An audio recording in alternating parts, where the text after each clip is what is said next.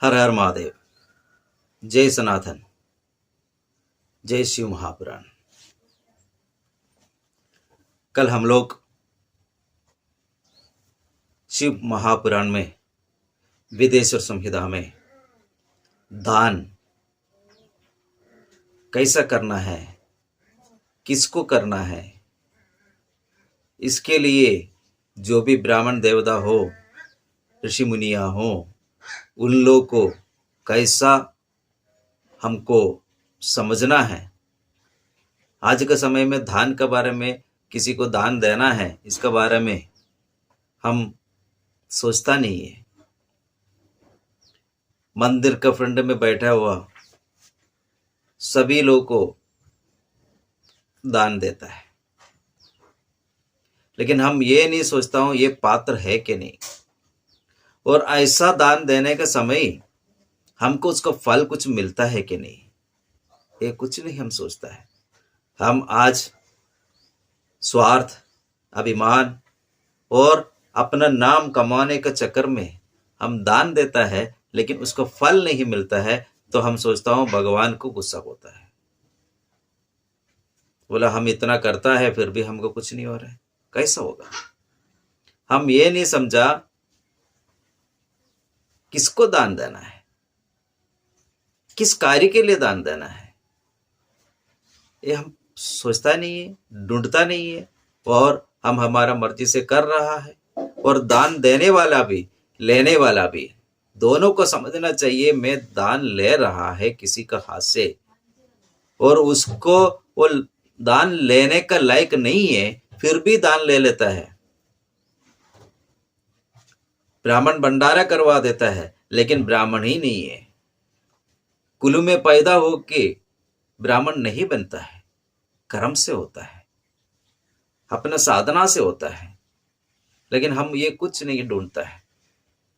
इसका वजह से कलयुग में आज का समय हम लोग बहुत कुछ कर रहा है, लेकिन उसका फल स्वरूप जो हम लोग को मिलना है वो नहीं मिलता। और ना हम कोई गुरु को पूछता है, किसी को पूछता है। जिसको पूछता है वो भी वैसा ही कंडीशन में है, इसके लिए वो सच बोल नहीं पाता है, क्योंकि सच बोल दिया तो वो भी फंस जाएगा। इसके लिए शिव महापुराण जैसा पुराण सुनना, सही तरीके से सुनना, जो कथा नहीं है सुनना। पुराण कथा नहीं होता है, पुराण में जीने के लिए हमको सिखाता है, हमको ज्ञान देता है, कथा नहीं देता है। आज तो आप लोग कथा सुनता है, नाचता है, और आप लोग सोचता हो यही पुराण है। नहीं, पुराण में ज्ञान है। पुराण में हमको हर पल जीने के लिए कैसा जीना है ये हमको सिखाता है, लेकिन हम वो सुनने के लिए तैयार नहीं है, क्योंकि आज सभी लोग मस्ती करने का, मजा करने का, मंदिर में घूमने का जाने वाला लोग है। इसका वजह से हम इसके बारे में सोचता नहीं। इसके लिए शिव महापुराण में कल आप लोग के सामने दान का महत्व थोड़ा बहुत आप लोग के सामने रखा है। बार बार सुन लीजिएगा तो कुछ तो समझ में आया। यदि समझ में नहीं आया तो जरूर पूछ लेना। तो आज वेदेश्वर संहिता का 16 अध्याय शुरुआत कर लेते हैं। ओम गजाननं भूतगणाधिसेवितं कवित्वजम्बूबलसारभक्षणम् उमाश्रुतं शोकविनाशकारकं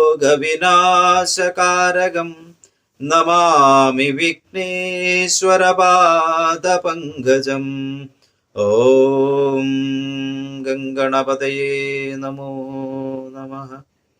ॐ कर्पूरगौरं करुणावतारं संसारसारं भुजगेन्द्रहारं सदा वसन्तं हृदयारविन्दे भवं भवानी सहितं नमामि। मन्दारमालं कलितालकारे कपालमालिं तगन्धराय दिव्यांबरायै च दिगंबराय नमः शिवाय च नमः शिवाय। ओम अखंडानंद बोधाय शोकसंतापहारिणे सच्चिदानंद रूपाय शंकराय नमो नमः।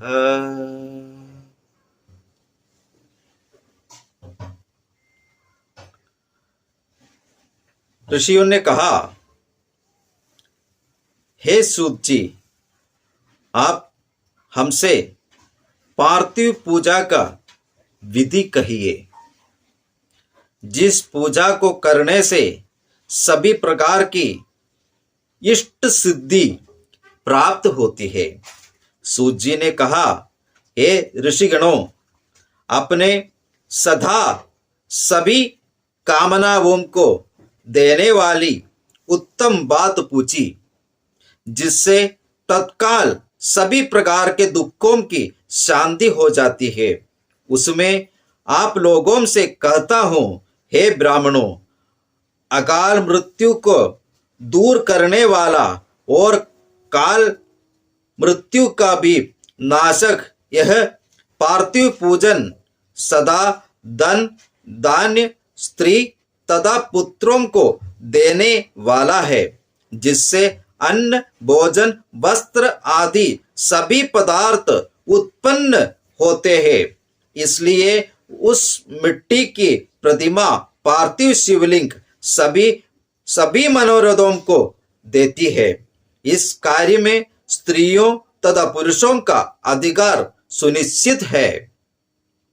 नदी, तालाब या कुएं में जल के बीच में से मिट्टी को ग्रहण करे, तदंतर सुगंधित द्रव्य के चूर्ण से उसे शुद्ध करके अच्छे मंडप में ले जाकर उसमें दूध मिलाकर दूध से उसकी प्रतिमा बनाए, उसके अंग प्रत्यंगों का निर्माण कराए, उन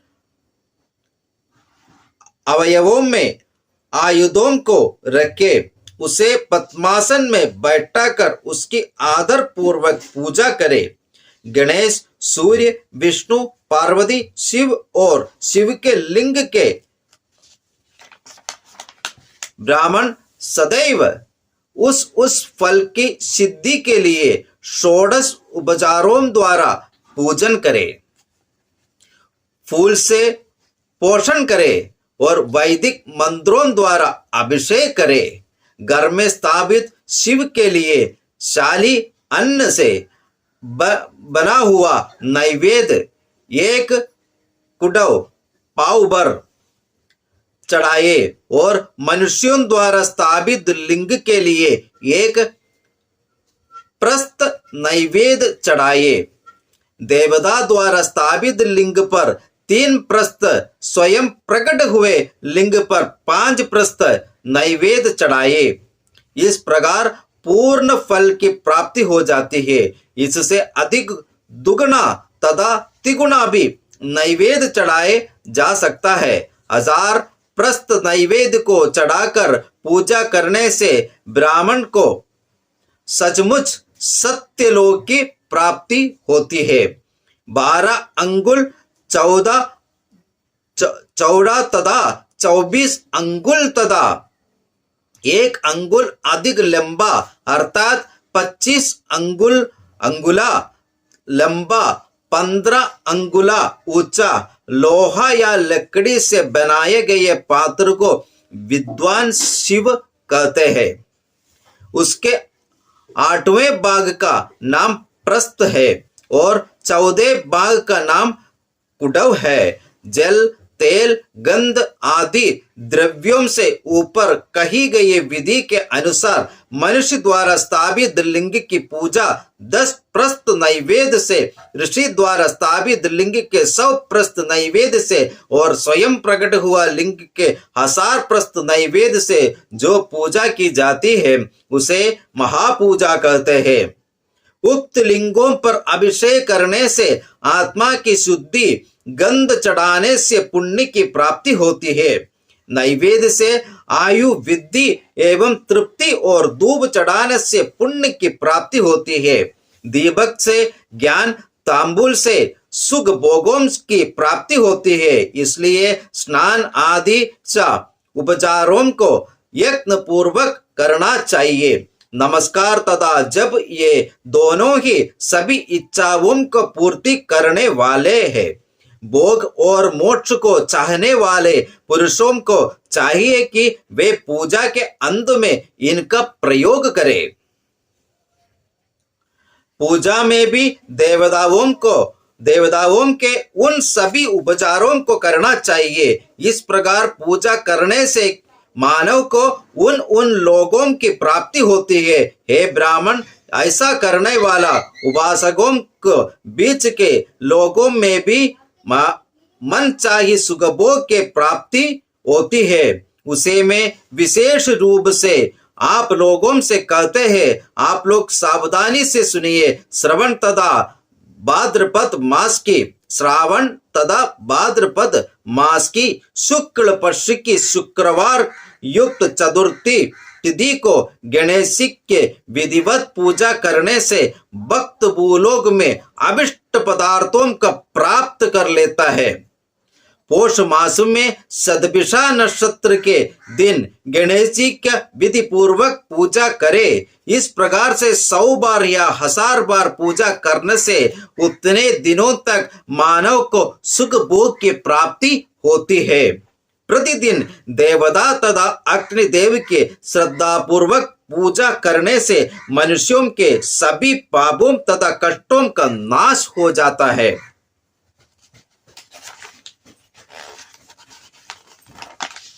शिव आदि देवताओं के वारों की पूजा करने से आत्मा की शुद्धि होती है। अनुकूल तिथि, नक्षत्र तथा योगों का आधार सभी इच्छाओं के देने वाला होता है। वृद्धि तथा क्षय दोष से रहित दिन पूर्ण ब्रह्मा के समान होता है। ब्राह्मण आदि के कर्मों में उदयकालिक तीर्थ तथा वार का ग्रहण किया गया है। तीर्थ के आदि में जो देव पूजन किया जाता है वह पूर्ण फल देता है। यदि मध्याह्न के बाद की तिथि हो तो उसे तिथि का रात्र युक्त पूर्व भाग पितृकर्म के लिए अच्छा कहा गया है। दूसरे दिन से युक्त तिथि वाला दिन देव कार्य में उत्तम होता है। यदि तिथि मध्याह्न तक है तो उसे उदय व्यापिनी ही लेना चाहिए। देव कार्य में शुभ नक्षत्र युक्त तिथि का ग्रहण करना चाहिए। वार आदि का ठीक से विचार कर पूजा जब आदि करे। इस विधि से वेदों में कही गई अर्थ की योजना पूर्ण हो जाती है। ऐसी ही पूजा से सुख भोग और इच्छा फलों की प्राप्ति भी हो जाती है। मन से चाहे गए अर्थ तथा ज्ञान प्राप्त होकर जिससे अभिष्ट पदार्थ भी मिलते हो उसी की पूजा कहते हैं। पूजा का यह अर्थ लोक तथा वेद में प्रसिद्ध है। नित्य और नैमित्तिक कर्म कुछ समय के बाद फल देता है और काम कर्म शीघ्र फल देता है। नित्य कर्म पक्ष, मास तथा वर्ष में कामनानुसार फल देता है। पूजा करने से उस फल की प्राप्ति होती है। उसी क्रम से पापों का क्षय भी होता है। कृष्ण पक्ष के चतुर्थी तिथि को महागणपति की पूजा एक पक्ष के पापों का क्षय करने वाला तथा एक पक्ष तक सुखभोग देने वाली होती है। चैत्र मास की चतुर्थी के दिन की गई महागणपति का पूजा 1 मास तक फल को देती है। सिंह के सूर्य युक्त भाद्रपद मास की चतुर्थी को की गई गणपति पूजा साल भर तक सुखभोग को देती है। श्रावण मास के रविवार, सप्तमी तिथि और हस्त नक्षत्र के दिन और माघ शुक्ल सप्तमी के दिन सूर्य नारायण की पूजा करे। ज्येष्ठ मास भाद्रपद मास में बुधवार द्वादशी तिथि श्रवण नक्षत्र के दिन की गई श्री विष्णु भगवान की पूजा मनोवांछित फल को देने वाली होती है। श्रावण में की गई विष्णु पूजा इष्ट फल और आरोग्य को देती है। जो गाय आदि 12 पदार्थों को पूर्ण रूप से देकर फल प्राप्त करता है। एक संपूर्ण फल द्वादशी के दिन विष्णु के पूजन से प्राप्त हो जाता है। द्वादशी तिथि को 12 ब्राह्मणों को विष्णु के 12 नामों से तथा 16 उपचारों से पूजता है, उसे देवताओं की प्रसन्नता प्राप्त होती है। इसी प्रकार सभी देवताओं के लिए उन नामों से 12 ब्राह्मणों को भोजन कराने से वे देवता प्रसन्न होता है। कर्क राशि के सूर्य में मृग राशि नक्षत्र युक्त नवमी तिथि को ऐश्वर्य प्राप्ति की इच्छा रखने वाले व्यक्ति समस्त भोग फल को देने वाली माता अम्बा की पूजा करे। अश्विन शुक्ल नवमी तिथि को की गई भगवती की पूजा समस्त मनोवांछित फलों को देती है। विशेष करके रविवार कृष्ण पक्ष चतुर्दशी के दिन आर्द्रा नक्षत्र तथा महा आर्द्रा नक्षत्र में शिव पूजा विशेष फलदायक होती है।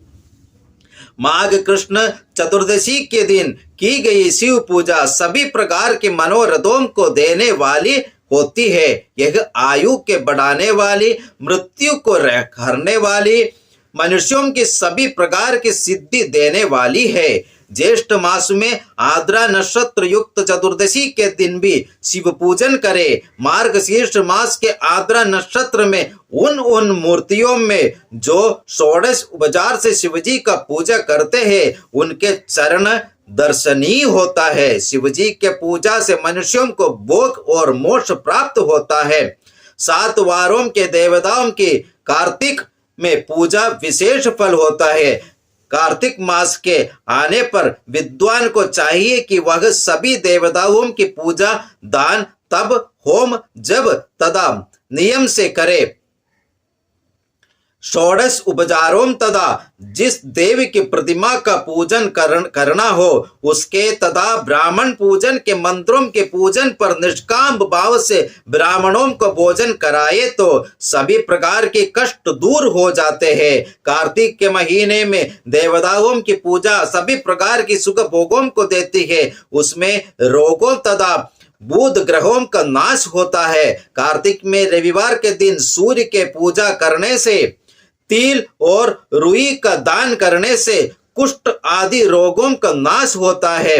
हरितकी, काली मिर्ची, वस्त्र और दूध आदि का दान करने से तथा ब्राह्मण का सम्मान करने से क्षय रोग का क्षय होता है। दीपक और सरसों का दान करने से मृगी रोग नष्ट हो जाता है। जो कृतिका नक्षत्र वाले सोमवारों के दिन शिवजी की पूजा करते हैं उनकी दरिद्रता नष्ट होकर उनके घर में सभी प्रकार की संपत्ति आ जाती है। घर, खेत तथा घरेलू पदार्थों का दान करने से भी सभी प्रकार की संपत्ति मिलती है। कृतिका नक्षत्र युक्त मंगलवारों में कार्तिकेय पूजा करने से तथा दीपक, गंडा आदि का दान करने से मनुष्यों को शीघ्र ही वाक सिद्धि हो जाती है। कृतिका नक्षत्र युक्त बुधवारों में विष्णु की पूजा करने से तथा दही भात का दान करने से योग्य संतान पैदा होता है।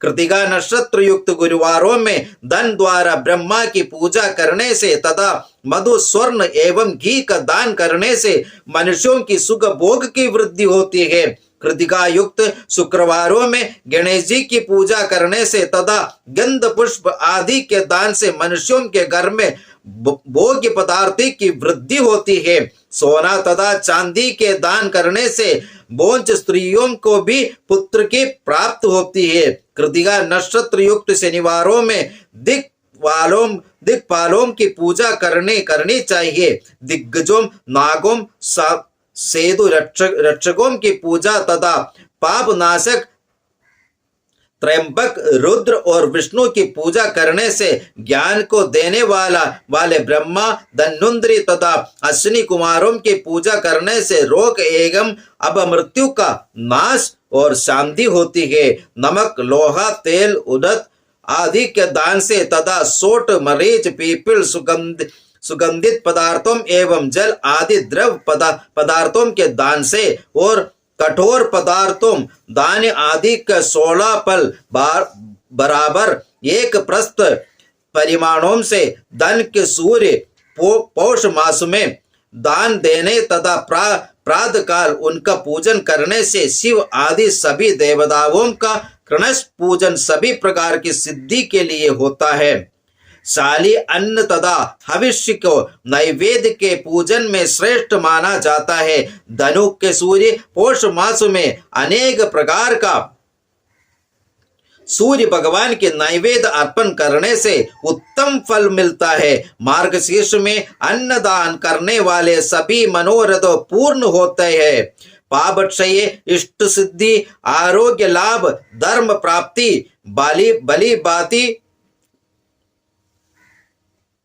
वेदार्थ का ज्ञान तथा सत्कार्यों का अनुष्ठान इस लोक तथा परलोक में महाभोगों को प्राप्त कर अंत में शाश्वत पद की प्राप्ति और वेदांत ज्ञान की सिद्धि मार्ग शीर्ष में अन्नदान देने वाले को मिलती है। अथवा मार्ग शीर्ष मास में प्रातः काल 3 दिन एक सुखभोग की इच्छा करने वाला व्यक्ति देवताओं को पूजा करे, किंतु पौष मास लगने से पहले तक जब तक दूसरी संक्रांति नहीं आ जाती तब तक पौष मास ही रहता है। इसमें एक मास का जितेंद्रिय तथा निराहार रहकर प्रतिदिन दोपहर तक वेदों की माता इस गायत्री मंत्र का जप करना चाहिए। तदंतर निद्रा आने तक पंचाक्षर आदि मंत्रों का जप करे। इस प्रकार ज्ञान की प्राप्ति हो जाने से वह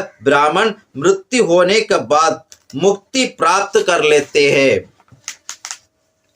अन्य वर्ण के नर नारियों को 3 कालों में स्नान तथा जप करने से उक्त फल की प्राप्ति होती है। पंचाक्षर मंत्र का सदैव जप करने से शुद्ध ज्ञान की प्राप्ति हो जाती है। सदा इष्ट मंत्र का जप करने से महापापों का भी नाश हो जाती है। पौष मास में विशेष करके महानैवेद्य का अर्पण करना चाहिए। एक बार 2000 पल काली मिर्च, एक प्रस्थ, अन्य सभी पदार्थों को 12 गुना दे, मधु तथा घी पाव पाव भर दे, मूंग का द्रोण इसके साथ और 12 भोज पदार्थ दे। घी में पकाए गए मलपुआ, मोदक तथा शाली आदि 12 अन्न तथा दही दूध 12 शेर दे। नारियल, सुपारी आदि फलों को गिनकर ले और 36 पान के पत्ते ले। खूर नखी नामक सुगंध द्रव्य का चूर्ण तथा 5 सुगंधी कपूर, ककोल, लौंग, सुपारी, जायफल के सहित पान को जिस नैवेद्य से चढ़ाया जाता है उसे महानैवेद्य कहता है। इस महानैवेद्य को देवता को अर्पण करने के बाद वर्ण क्रम के अनुसार जो उस देवता के भक्त है उन्हें बांटना चाहिए। इस प्रकार महानैवेद्य और बात भोजन का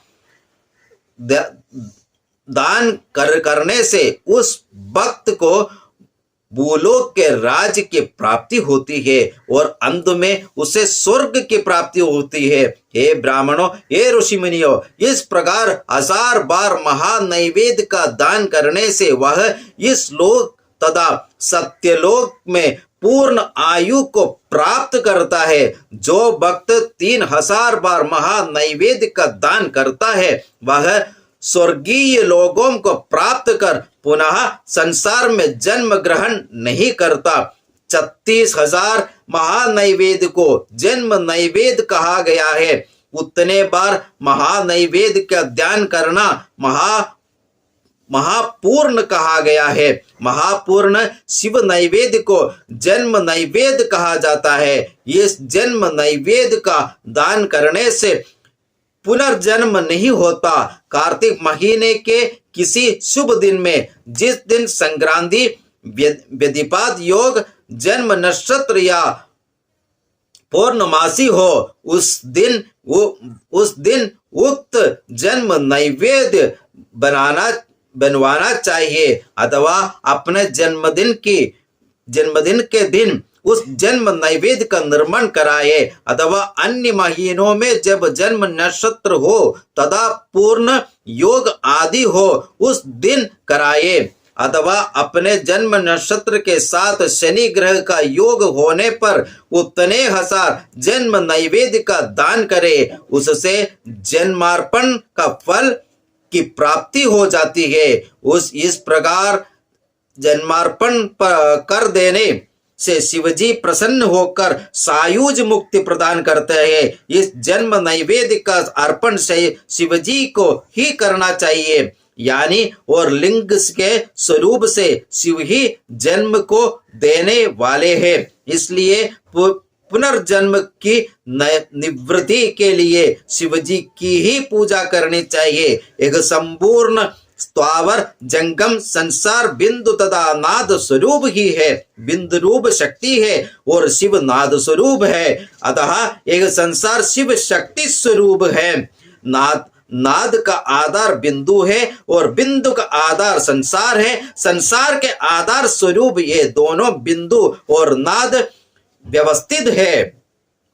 बिंदु तथा नाद से मिलकर एक सब कलाओं से मिलता है। इसी से इस संसार की उत्पत्ति होती है, इसमें किसी प्रकार का संदेह नहीं है। एक बिंदु नाद रूप लिंग ही संसार की उत्पत्ति के कारण है। बिंदु देवी और शिव नाद रूप है। यही लिंग रूप शिव है। इसलिए पुनर्जन्म की निवृत्ति के लिए शिवलिंग की पूजा करनी चाहिए, क्योंकि बिंदु रूप देवी माता और लिंग रूप शिव पिता है। माता पिता का पूजन करने से परम आनंद की प्राप्ति होती है, अतः परम आनंद की प्राप्ति के लिए शिवलिंग का पूजन करना चाहिए। वह देवी संपूर्ण जगत की माता और वह शिव पिता है। माता पिता की सेवा करने वाले पुत्र के प्रति उन दोनों कृपा बढ़ती जाती है। हे मुनीश्वरों, हे अपनी कृपा द्वारा ही अपने भक्त को ऐश्वर्य प्रदान करता है। उसी के अंतर्गत आनंद का लाभ भी होता है। माता पिता का स्वरूप समझकर शिवलिंग की पूजा करनी चाहिए। उसमें वर्ग पुरुष रूप में और वर्ग प्रकृति रूप वर्ग पुरुष रूप और वर्गा प्रकृति रूप कही जाती है। उसके भीतर रहने वाला स्पष्ट रूप गर्भ के पुरुष कहते हैं। स्पष्ट महत्ववादी के भीतर रहने वाला गर्भ को प्रकृति रहता है। आदि गर्भ पुरुष प्रकृति रूप संबंध से गर्भ वाला होता है, अतः एवं उसे जनक कहते हैं। जब पुरुष से प्रकृति के संयोग होता है तो उसी के प्रथम जन्म कहते हैं। प्रकृति से प्रकट होने पर दूसरा जन्म कहा जाता है। एक जीव पुरुष से ही मृत्यु तथा जन्म को प्राप्त होते हैं। अवश्य एक दूसरे द्वार प्रकट किया जाता है और माया से इसका जन्म कहा जाता है। जन्म काल से ही यह जीर्ण होने लगता है, अतः एवं एक जीव कहा जाता है। यह जन्म लेते ही पाशों में बांध जाता है, अतः एवं इसी जीव कहते हैं। जन्म होने तथा सांसारिक विधि पाशों से युक्त होने के लिए शिवलिंग की पूजा करे। जिसमें वृद्धि की प्राप्त होता है उसे भोग अर्थात प्रकृति कहता है। प्राकृत शब्द मात्र आदि से तथा इंद्रियों के भोग के कारण से जो भग के उसी को भोग कहता है। एक भग शब्द का मुख्य अर्थ प्रकृति है, इसी को शिव कहता है। भगवान ही भोगों को देने वाले हैं, इनके अतिरिक्त और कोई सुखभोग को नहीं देता। भगवान ही बग के स्वामी है, अतः हे वर्ग कहे जाते हैं। बग के साथ लिंग और लिंग के साथ बग इस लोक तथा परलोक में सदैव भोग के लिए निर्मित है।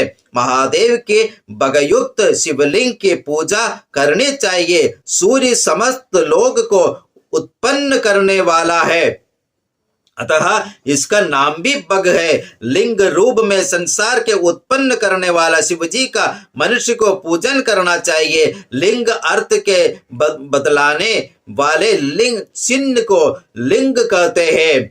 लिंग शब्द से जिस पुरुष का बोध होता है वह यह शिव है। शिव तथा शक्ति इन दोनों चिन्ह को सम्मिलित रूप का ही नाम लिंग है। अपने लिंग की पूजा करने से शिवजी प्रसन्न हो जाता है। इस चिन्ह से और कोई प्रयोजन नहीं है। जन्म के आदि कारण से जन्म का आदि कारण इस चिन्ह के उपासना करने से भक्त जन्म से मुक्त हो जाता है।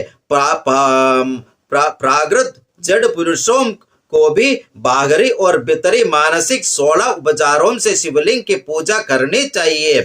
इसी प्रकार रविवार के दिन पूजा करने से भी पुनः जन्म नहीं होता। रविवार के दिन महालिंग का पूजन ओम मंत्र से करना चाहिए। रविवार का दिन विशेष रूप से शिवजी को पंचगव्य से स्नान करना चाहिए। गोबर, गोमूत्र, दूध, दही, घी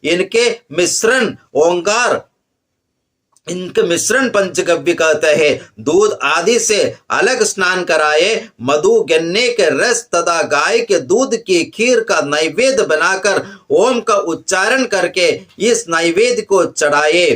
ओंकार ध्वनिलिंग है, नादलिंग स्वयंभू है, बिंदुलिंग मंत्र स्वरूप है, उसमें मकार प्रतिष्ठित है।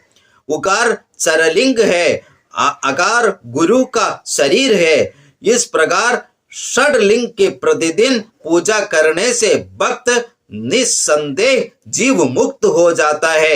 भक्ति पूर्वक शिवजी का पूजा मनुष्यों का जन्म मरण से मुक्ति प्रदान करती है।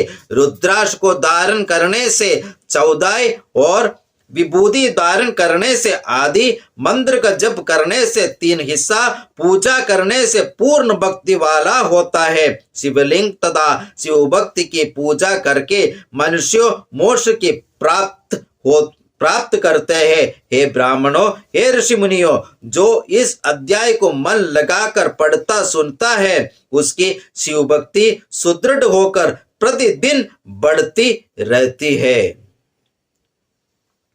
हर हर महादेव, हर हर महादेव, हर हर महादेव।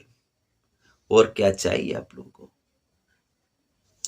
आज के ये अध्याय में आप लोग का सभी प्रकार का प्रश्न का उत्तर, सभी लोग पूछता हूँ इसके लिए क्या करे, ये तकलीफ के लिए क्या करे, इसके लिए क्या करे, बच्चा नहीं उसके लिए क्या करे, ऐसा हर अलग अलग विषयों को आज के संहिता में महादेव आप लोग के सामने रखा है। इतना है, शिव महापुराण एक बार सुनने से हमारा सर का ऊपर से निकल जाएगा। बार बार सुनो, एक एक अध्याय ध्यान से सुनो।